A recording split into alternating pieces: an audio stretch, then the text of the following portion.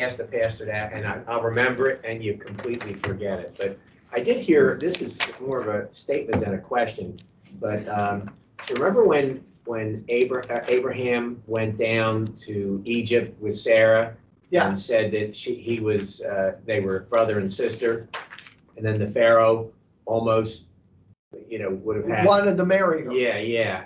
And then God, said, if you do this, and he says, what are you doing to me?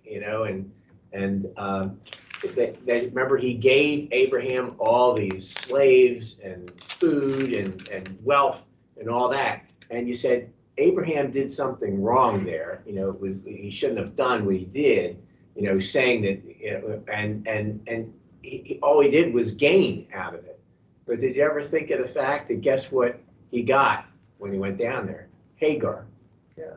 And that's where this whole thing, and you're talking about curses, when things happen, and it's the old agrarian thing that when you plant something, when you plant something bad, you get more than what you planted, and think of how that mushroomed with getting Hagar and what happened, Two comments on that. Mm-hmm. I had a professor in seminary, a Hebrew professor, and I took a semester of Hebrew, and Hebrew, you've got to be half insane to understand Hebrew because it's crazy. But it may have been, Abraham may not have done anything wrong.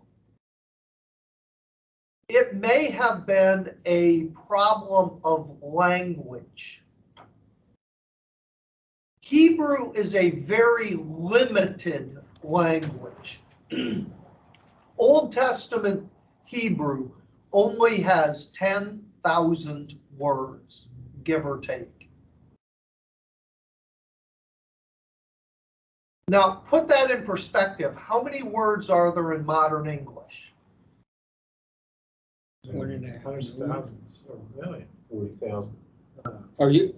Common usage. How many words are there? 600,000 or more? More. About 6 million. Wow. Just a few more. Because you have all kinds of technical terms. It's not just that, but you have all the conquering nations, and like I said, when you know multiple languages, you automatically pick the one word from the one language, and then that becomes part of the language that you're speaking. But it's because American English and British English, although they're different, have so many technical terms. You think about something that's ubiquitous in our society, like the automobile. If you were to go back 130 years ago, when the first cars, the 1890s, when the first horseless carriages were being made, how many words were there for car? Wow. Well, there'd be one. One automobile, or before first there were cars. What was is that what you're? No, and when the first cars were coming out, there was horseless carriage, or maybe automobile very quickly kind of caught on. But how many words are there for car today? Vehicle, truck, SUV. Okay, you've got all the categories of types. So you've got SUV, you've got sports utility, you've got truck, you've got slang words. Whip, ride. You have wheels. You have coupe, sedan, sports car, hot rod. But then on top of that, you've got all the brands: Chevy, Ford, Buick, Toyota, Datsun. Look at all the auxiliary. All the now you've got clutch, all on clutch, yeah, shocks, drums. But you've also got all the individual nameplates: Pathfinder, Ultima, F-150, just on and on and on. So you literally have several, probably if you added them all up, several thousand words to define car. So think if someone who was limited to the language of 100 years ago wanted to talk about cars. Well, how would they describe the difference with their one-word automobile between a DeLorean or a Ferrari and a Explorer? Now, when I say Ferrari, you have a picture. When I say Explorer, you have a picture. And they're very different things. But if you have that one word, I can say the Explorer is far different than the Ferrari. But they would have to say the automobile is far different than the automobile. Do you see the problem? Sure. Yeah. Well, here's the problem. When Abraham said, Sarah is my sister, that word sister was much more general than we had the same parents, or at least one of the same parents. We actually have variations of sister as well. Yeah, but what Like- was- It could have meant, that word meant she is a part of my intimate family. Yeah, but didn't he like by What is omission his- kind of imply, because that's why the king got mad? I mean, what's his Well, but intent? see, the Like if you The ask me, king, speaking in Egyptian, says, wait a minute, she's your sister? Oh, okay. Now Abraham can't go back and say, no, she's my, because oh boy, if I admit that, now he'll really kill me. Yeah, because you lied to Hold him. on, let's take a step back. Isn't he already beforehand discussing with her, I'm afraid, That is and true. his intent was deception? Perhaps, Kindly say you're my sister. yeah. Good point, Ron. But maybe he's saying, and again, is it deception, or is it he's trying to say she is really a part of my family as opposed to a wife like you got, Pharaoh, that doesn't mean anything to you? Because how many wives did Pharaoh have? He has 100 more. He doesn't have the kind of connection to them that Abraham, remember, and it's a different nation, but same kind of situation. Remember the relationship between the king of Babylon and his wife. you're saying he might have done that to show that it's a closer relation, because the wife wasn't as close, which is. Right, I got hundreds of them. yeah. And again, what did you do with distant family members? You gave them away. If we were both powerful kings and I was forming a treaty with you, what would I do? Give a One of your daughter. wives. I'd give you one of my daughters.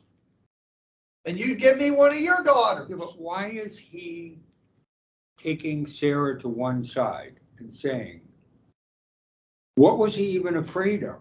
He was gonna get killed. That's That- what he that- was afraid of. That Pharaoh would not appreciate the relationship. That, and again, I'm simply saying, this was what the professor in Hebrew, and says it's just a little murkier in Hebrew.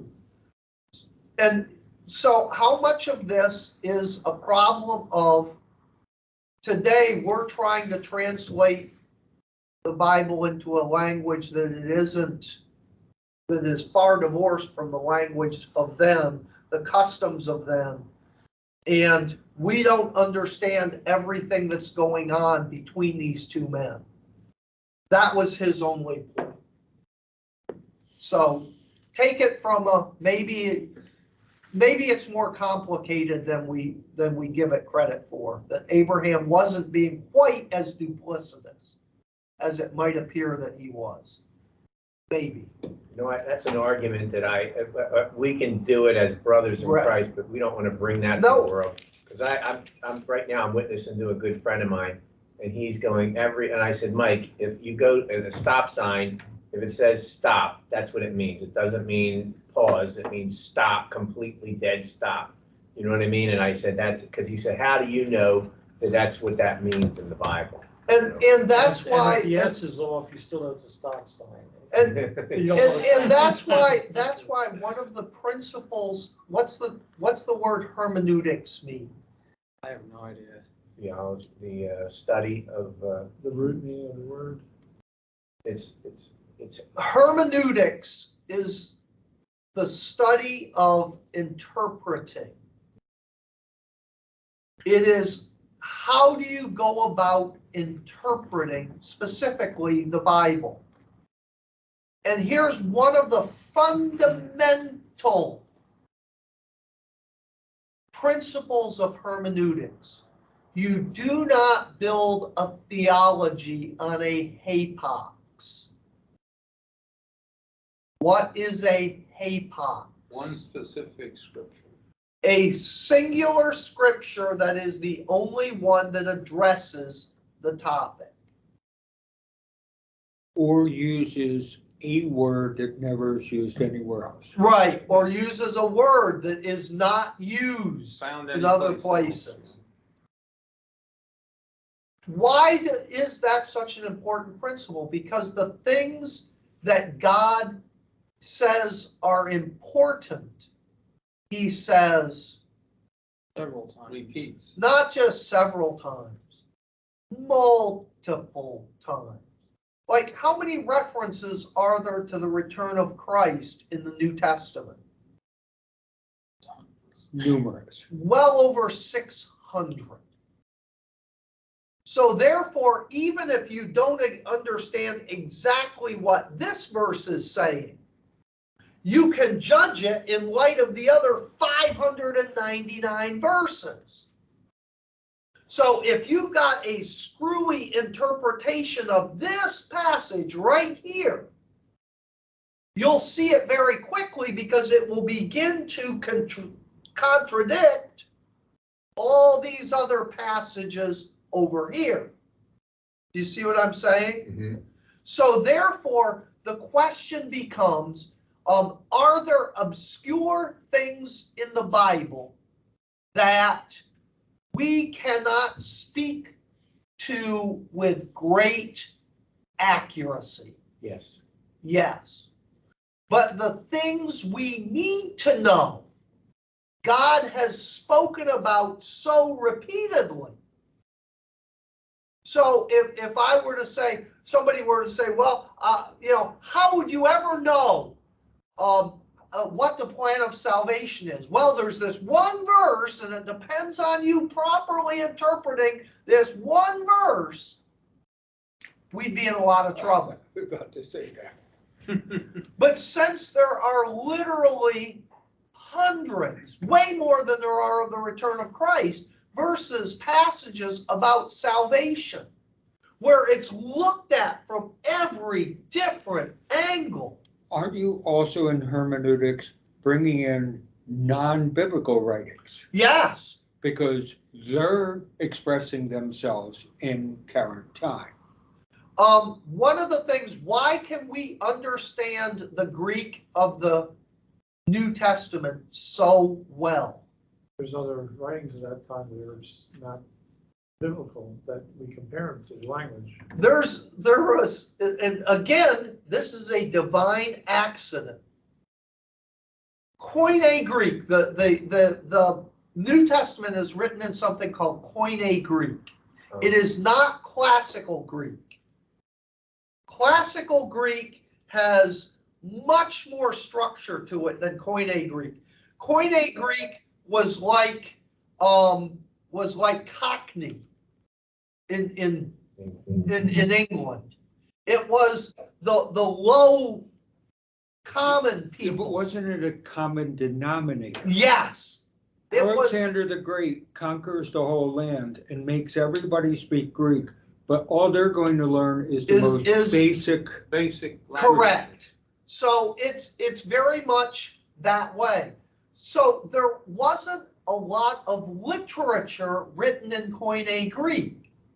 So how do you know what some of these words that are Koine Greek words mean? Wow.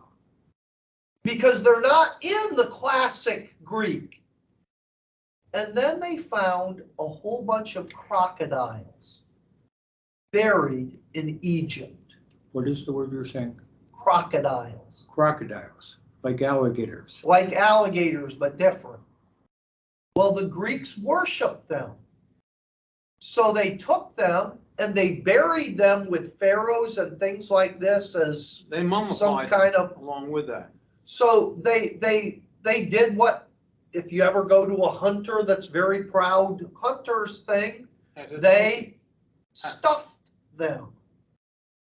And because it's a very desert environment, they last very well. Guess what they stuffed them with? Koine Greek papers. All kinds of old, crumpled up official documents from the Ptolemaic court of Alexander's, when his empire split apart, the Ptolemies ruled Egypt. Well, they took their old official writings from the court and just shoved them in this alligators. So there were all kinds of old wills and court cases and official documents, adoption papers. All that's talk in the New Testament about adoption, we know what all those words mean because there's all these adoption papers In the alley. that were written in Koine Greek, shoved in these alligators. There were all of these documents from court, all those biblical words that are court words, like justification Wow. and redemption. There's all these papers that were just shoved in these crocodiles. And so when they started looking, they're going, wait a minute, this stuff's written in Koine Greek. And they started translating it, and it gave you a non-biblical standard to interpret those words that then you can take to the Bible and go, oh, that's why they use this word here, because in common usage in the court system, this is how it was used. I worked in a company that had 19 different language codes. The company still exists. And you talk about what's the common denominator. They wouldn't learn the word higher. They would learn more up, more down, which is higher and lower. And you have the common denominator, the 19 different, you learn it that way. So it's fascinating. Yeah. Okay, if they were to put that into AI, they were to put all those documents that they have right now and put it into something that's of this above and beyond what we've been doing so far. Would that go backwards and be able to better answer our questions? Who knows? Because computers are Man-made program language. garbage in, garbage out. Exactly. Yeah, but if It you're all putting- depends on just But if what you're putting in what you just found, now you have a context. Now you have a I'll tell you, basis. what AI would tell you, there's global warming and. Yeah. Well, no, like I Darn. did that. I asked the computer to write a program for me. I copied the code into my software that writes software. I told it to run. The compiler ran, no error messages. I put the data in and nothing came out. It properly formed the code so it would be proper syntax, but it didn't quite understand what the data was. So it just made sure that it wouldn't crash the software. What but is nothing what came is out. the most powerful computer on Earth, The human brain. even right now today, I'm gonna guess the human mind. right here, by quantum measures? What gives them the impression that they're going to be able to outdo the human mind? They being, Transhumanism. Because they can do two things better than we can. They can repeat things over and over and over again. So I can figure out pi. I can just start dividing and divide and divide. And mathematicians did it for years, and they ran it out hundreds of thousands of decimal places. But a computer can do it over and over again in a flash. The computers ran it out millions and billions of decimals. It would have taken humans years to do what a computer can do in seconds, just repeating the same function over and over again. The second thing that it can do is it can store a lot of knowledge. And sort it, like. And sort spreadsheets, it, if you want. yes. Yeah. But that doesn't give it the intuitive leap to put it together in a proper way. And that's why all this talk about computers writing books It's plagiarism. doesn't work, because ultimately they can't create something new. They can only put things together by doing it over and over again. Mike was talking about. I mean, I was talking with somebody, the religion that doesn't believe that Jesus had brothers and sisters. We'll just call it that. And we're in the Is that passage Mormon where or Catholic? Jesus is sitting there and somebody says, Jesus, your mother and your brothers are here. And she wanted to argue with me, well, these are her brethren. I go, well, then there's a contradiction there, because he says, no, these people are my brethren. Brothers, yeah. So There- wouldn't that be some an Catholics, oxymoron? some Catholics will say that they were his cousins. But with what Mike's talking about with this segment with Abraham, But remember, when Jesus says that, what language is he speaking? Aramaic, Aramaic being translated into Greek. That's much different than the Hebrew of the Old Testament. And one of the things that we have to understand the mindset of the people for whom the Hebrew Bible was written is that we don't only have the Hebrew Bible, but we also have what? scrolls. No, what? We also have what's called the Septuagint. What is the Septuagint? The Old Testament in Greek. Yes, that is where pre-Jesus, during the time of the Maccabees, they translated the entire Old Testament from Hebrew into Greek. So we have, now, is that definitive? No, but we have their understanding of how they, who were much closer to the language, understood that language to be. So when Isaiah writes in Hebrew, the young woman will be with child and shall bring forth a son. There are people who say, wait a minute, in Hebrew, that doesn't mean someone who has never had sexual activity. That can simply mean a young girl, teenage girl. So that was not a prophecy about the virgin birth. But when you go to their understanding, pre-Christ, so this wasn't done to, and they translated it into Greek as parthos, which is in Greek, virgin, non-sexually active woman. They understood that that was not just two translations, two ways to translate it. Technical virgin or just young girl. They said, no. Isaiah is specifically saying virgin. That was their understanding. So that goes a long way towards arguing, wait a minute, anybody that comes 2,000 years later and tries to say, no, that's what it means. They were a lot closer. They understood the language a lot better. They were active in that language. It hadn't been a dead language for 2,000 years. And they knew that it meant virgin. now do we do hermeneutics to see why they translated it from the virgin, or is that? Well, just you continuity of can go back through that, but the bottom line is because that's what they thought that it should be, it should mean. And they were looking faith? for. So you just take it for faith. Right. Okay. No, but like you said, it's closer to the time. They're Correct. gonna be more accurate than they would be if we. In translated other from words, here. if somebody wrote in 1781 a physical Oh, I understand. description of George Washington, and somebody who was born 20 years ago tells you today what he visualizes George Washington looked like, which description would you say is more accurate? The original one. So the fact that 2,000 plus 2,200 years ago, they said this is what this gives a lot of credence to that interpretation. Because as you said, in present time, we're having issues with how to translate Right, Hebrew properly. But they are using correct. Hebrew They are firsthand speakers of Hebrew. and probably also Greek.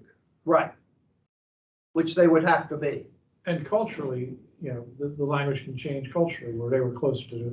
Exactly. time. They understand the culture that it was written into better than we do. I think it's the Hebrew word is actually Alma.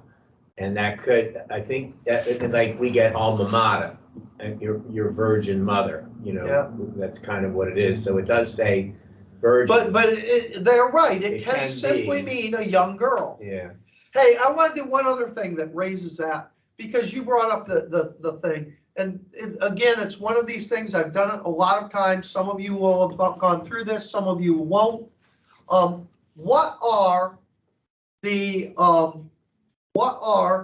the principles of sowing and reaping? Because you brought that up, and you brought up one of them, but what are the 3 principles of sowing It'll and reaping? keep you longer than you want to stay. It'll cost you more than you want to pay. Well, that's kind of a. Galatians, well, that's a pithy little, but there are 3 laws of sowing and reaping. And if you go to Galatians 6, 7 and 8, Galatians 6, 7 and 8. Well, you'll sow what you reap. This is, I mean, you'll reap what you What's sow. Galatians 6, 7 Whatever and man 8 sow, say? that shall he reap. Somebody want to read it? Be not deceived, for God is not mocked. Whatsoever a man soweth, that shall he reap. That would be 7, right? That's my That's memory 7. verse. I don't know the other one. The one who sows to please the flesh from the flesh will reap destruction. The one who sows to please the Spirit from the Spirit will reap eternal life. What are the 3 principles of sowing and reaping? He is drawing an illustration from nature. We talk to a lot of people today who are divorced from nature. If you talk to kids today, they think that food grows in a grocery store. In the same. You always reap more than you sow. So what's the first law of sowing and reaping? You always reap more than you sowed. No. First law. What you sow, you will reap. I mean, what you reap, you will sow. Wait. What you sow, you will reap. Right, yeah. It's always the same kind. Proper. If you plant tomato seeds, you don't go out and go, oh, I wonder if it'll be cucumbers this year.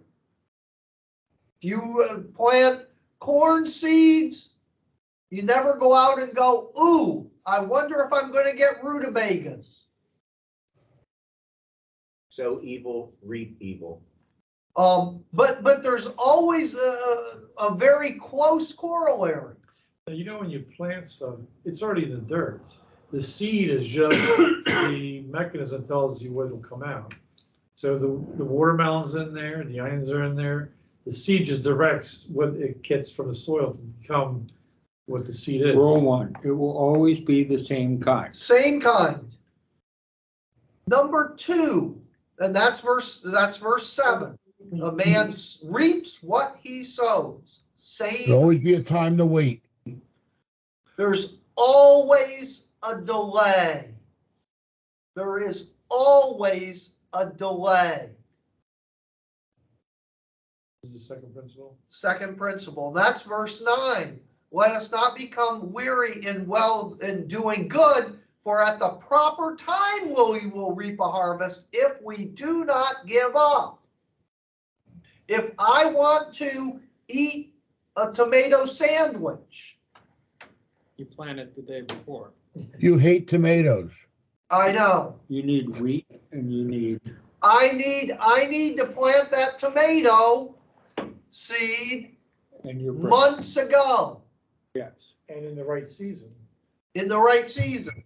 If I want to eat a cherry pie, I need to plant that cherry pit 5 years later. years ago. Yeah. That long. So there is always a delay, and here's the first corollary to that second principle.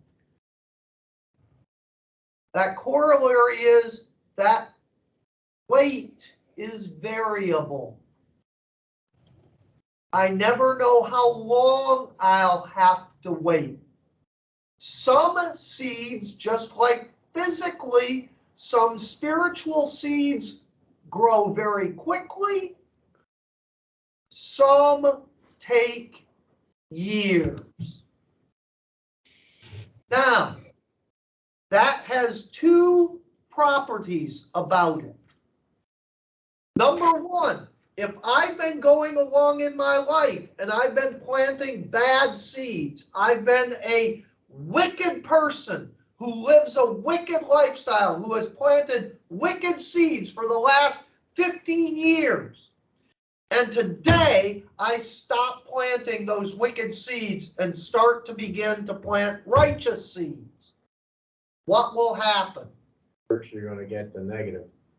Nothing for months or even years, because I will continue to harvest Your previous. crop. the previous crop. So a person comes to Christ, makes a decision for Christ, changes their life, and what's their first complaint? I'm still Nothing's reaping. changed. Why? Because they're still reaping all that stuff. There are some exceptions to that. Well, there may be, but if I've got all kinds of legal problems, I come to Christ today, guess what? Boy, Doesn't go You'll have a legal Well, problem. I've still got all those legal problems. If I've got financial problems because I've been spending my money in a godless and frivolous way, I come to Christ today, guess what? Tomorrow I wake up and I still have all kinds of financial problems. If I've got a marriage that's a shambles and I come to Christ, if I've got kids that are disobedient and drug addicts and all these, and I come to Christ, guess what? They're still the same. Doesn't change them today, tomorrow, the next day. Down the road, it very well may. But before that happens, Satan will be whispering, see, it doesn't work, see, it doesn't work, see, it doesn't work, see, it doesn't work.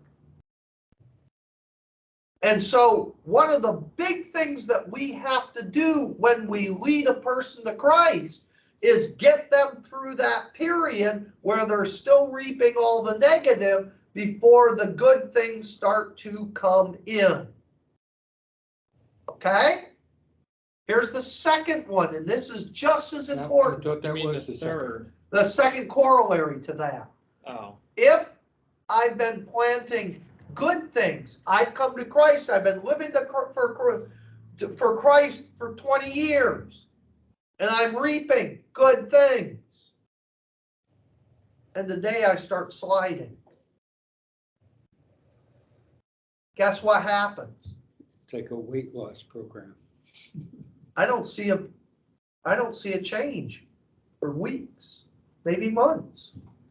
I've been in my Bible, I've been faithful in fellowship, I've been witnessing, and I just kind of slack off on everything. Well, I don't feel any different. Doesn't seem to change anything. And then one day, 6 months down the road, I fall off a cliff spiritually. And I look back and go, well, I haven't done anything different this week or last week or the week before, because when did I make the change? Not back here, back here. And so one of the things, that's why Hebrews 10, 24 and 25 says we need to spur one another on, because it is very easy to slack off and think it's not doing anything negative to us. So there, we say, for a heading, delay, backslide, consequences of backsliding. Yeah, consequences of backsliding. Don't show up till a period of time later. And again, that's variable. Cherry pie, it's years. Grass, if I want to put new grass down my lawn, it's weeks. At most. So those are the two corollaries that go with that. What's the third law? Multiplication.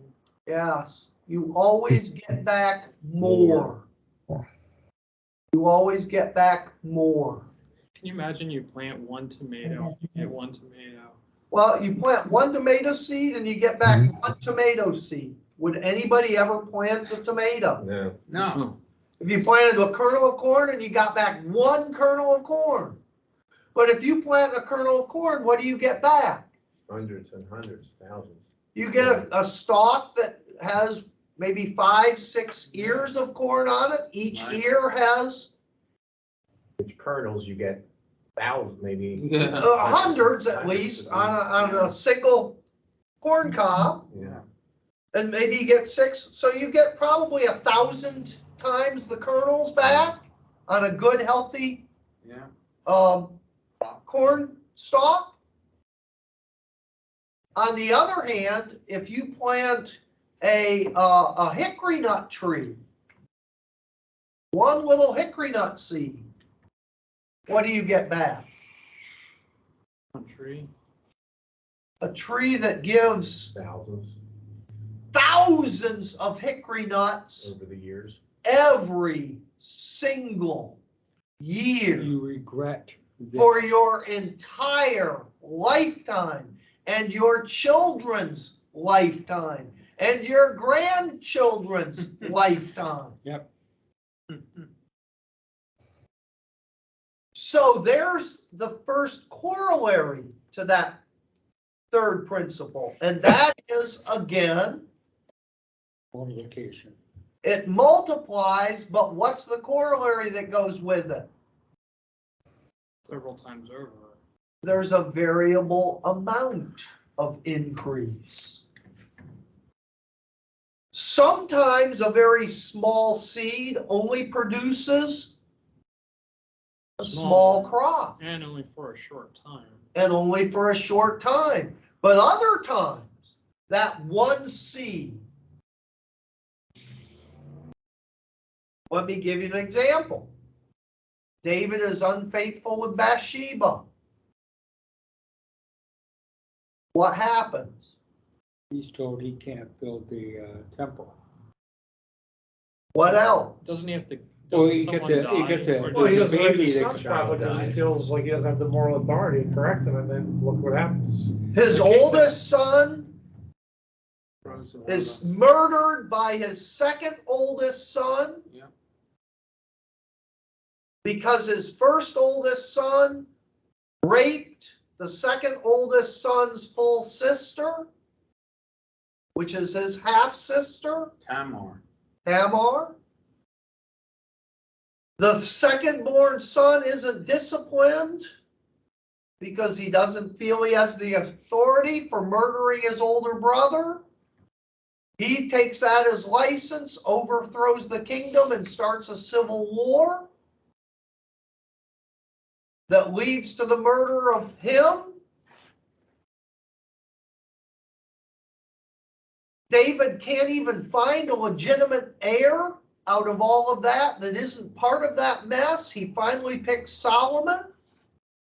That may or may not have been the great choice because he starts well but And bad. ends bad. When Solomon dies, David's grandson Splits the kingdom. splits the kingdom right down the middle. One seed, look at all the chaos. What was his purpose to do that? To create, like, just peace because of, Oh, no, he did it by his action. Solomon said, Solomon oppressed the people. Where did Solomon go wrong? Taxing them. Yeah. It took him 7 years to build the temple. Okay. That was a major project. But that's only half the story. 14 years. It took him 14 years to build his palace. Palace. was his heart really into things? In the palace. Now he's got this palace with a harem of 1,000 women. How many servants did each of those women have? How many guards did it take? Well, what How about- much taxes does it take to support this enterprise? What about all the temples he built for all the wives' religions that were all? Yeah, different from- all of that. Wasn't So they taxing too much? what did he do? What did he do about that? He said to the 12 tribes, well, hey, we've got a perfect solution. There's 12 of you tribes, and there's 12 months in the Each year. month, yeah. Each of you can just support it for a month a year. And they did. They were responsible for all the food and everything. Now- For one Now, month. for a huge tribe like Judah, No problem. that's kind of bad, but okay. For a little tiny tribe, it drove him into bankruptcy. So his son, Rehoboam, comes along, and the older and wiser men said, your dad pushed too far. You have got to back off. You've got to cut the expenses. You can't have this kind of flagrant lifestyle. And he goes, okay, hey guys, and he got together all the young men. Yeah. And what did the young men say? If your dad was a hammer, you're gonna be a postmaul. If your dad was a knife, you'll be a sword. What about the quote? My father used whips. We're going to use scorpions. And that's exactly in scripture too. Never So bring a he knife to a said, gunfight. I'm gonna take Yeah. everything Solomon did and lift it to an 11. And guess what 10 of the 12 tribes said? Bye. Not on our backs, you won't. Sold you see you wouldn't want to be you. We're out of here. I would say, so he divided by his actions, not. Yeah, it wasn't, but again, all that goes back to David's, Yeah. that one seed. Now, did he tax them more, or did they just? Oh, yeah. So they always had a tax, but it just increased, it became unbearable? Well, no, they never had a tax like that, because prior, So how did they fund the, they didn't have a government. okay. Under the judges, what did they have? A volunteer government. When there's a crisis, what happens? God raises up a judge, and what does the judge do? Adjudicates. He calls up a militia. And the people show up to fight the enemy. Okay, so it No, wasn't. no. like a And standing as soon army. as the enemy's gone, what happens? They go back to what they were. They go having. back to their And farm. they get spoils too. And they only did it And for they- like 20 years or so. Yeah. Oh, not even that. You No, do it for Yeah. a summer. Yeah. And then you go home. David starts the principle of, we're gonna have a standing Is that army. where he got in trouble for counting it? 'Cause Yeah. There shouldn't have been any for Yeah. them to even count. That was Right. another mistake. he Okay. made. But Solomon goes much further than that. David had a small private army that then would lead the militia. So what's the size of David's actual army? So, We know the number. Is 600 mighty Yeah. men. Yeah. They're a personal standing army. If you got 600 highly trained soldiers against a bunch of farmers, those 600 are worth probably 6,000.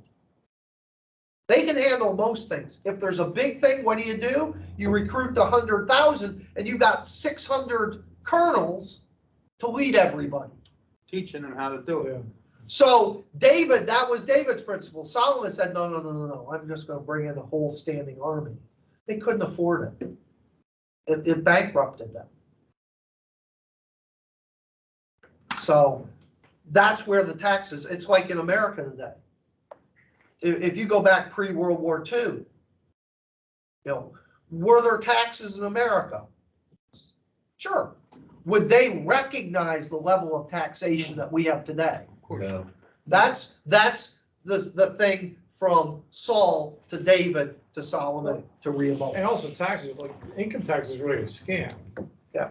And, it's slavery. You're being, paid, you're paying on your wage, on your time. Yep. That's slavery. Like other countries, like Russia has no income tax. They have a tax, but they don't fund it by how much you make. Hey, guys, 3 principles of sowing and reaping, the 3 corollaries, 2 for number 1, 1 for number 3 that go with them. Now, was there a verse for the third one, multiplication always gets more? Hosea. The verse that goes with that is Hosea. You have sown the wind, you will reap the whirlwind. It is Hosea 8:7. Hosea 8:7. That's what Schumer said. Yeah, That's what, who says? sure. Schumer. Yeah. I'm Yeah. gonna With the deep state. We're done. Yeah. Talk about Kavanaugh, you're gonna reap the whirlwind. We've been reaping a whirlwind for Yeah. a while with these. Unfortunately, there's a day Uniform. coming for a lot of people, then there's a whirlwind being Yeah. reaped. Yeah. Hey, God bless, have a Good great. night. And I. Thanks, Tom. Later, all. On the dots, that record. Where? On the dots right here. I don't see where are you? There's Dots. dots right Oh, here. okay, More. Record, yeah, stop. okay, And you go to the same place to start it. okay. But you're not gonna need to do that because we don't do that for prayer. No, that's true.